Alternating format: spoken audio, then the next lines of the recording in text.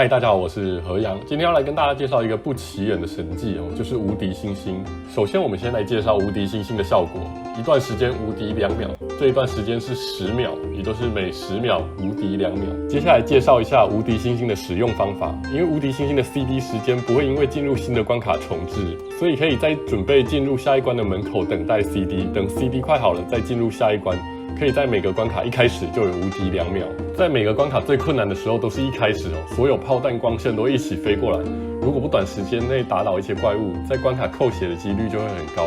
这无敌2秒可以让你站着清怪，可以有效减少怪物的数量。不过通常攻击不会在一进关卡就出现哦，测试平均大概会在1到2秒后才会被打到，因此可以预留一些 CD 时间，一进到下个关卡就能够有一小段完整的输出时间，解决一部分的怪物。对于像第5章这种小怪很难缠的关卡，帮助非常大，变相造成的输出不比攻击类的技能还差。这影片后面会放上无敌星星的 CD 提示音效，配合无敌星星使用，可以更清楚的知道无敌星星什么时候要发动了。这次影片就分享到这边，如果喜欢我的影片，欢迎分享订阅。我是何阳，我们下次见，拜拜。